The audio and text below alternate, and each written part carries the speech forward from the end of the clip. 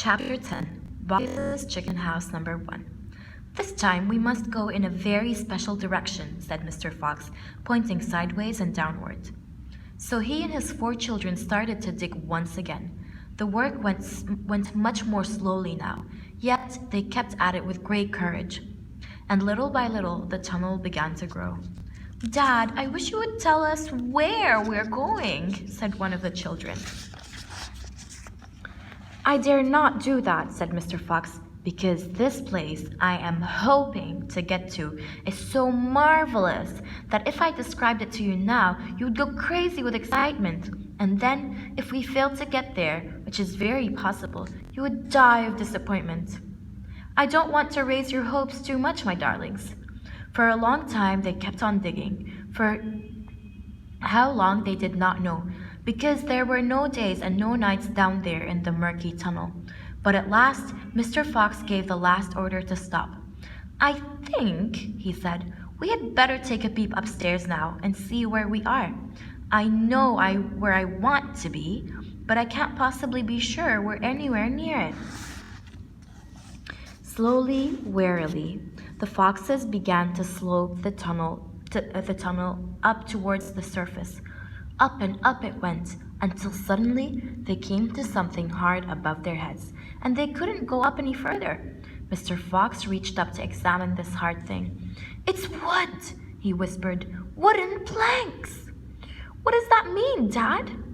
It means, unless I am very much mistaken, that we are right underneath somebody's house, whispered Mr. Fox.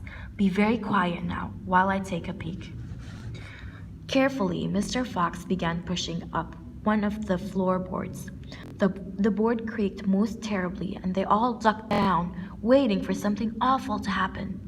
Nothing did, so Mr. Fox pushed up a second board, and then, very, very cautiously, he poked his head up through the gap, and he let out a shriek of excitement.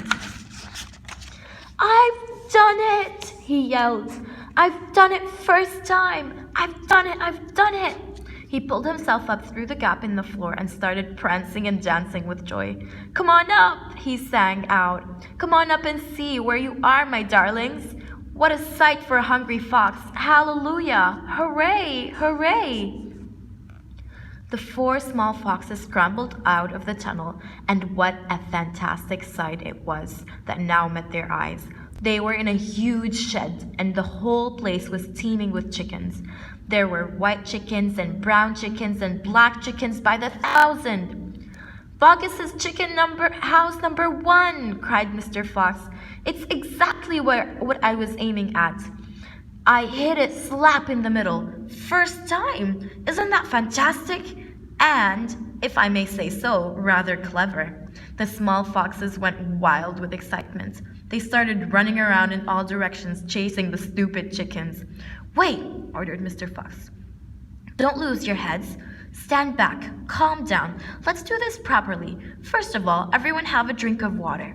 They all ran over to the chicken's drinking trough and lapped up the lovely cool water. Then Mr. Fox chose 3 of the plumpest hens, and with a clever flick of his jaws, he killed them instantly. Back to the tunnel, he ordered. Come on. No fooling around. The quicker you move, the quicker you shall have something to eat. One after another, they climbed down through the hole in the floor, and soon they were all standing up once again in the dark tunnel. Mr. Fox reached up and pulled the floorboards back into place. He did this with great care. He did it so that no one could tell it had ever been moved. My son, he said, giving the 3 plump hens to the biggest of his 4 small children. Run back with these to your mother.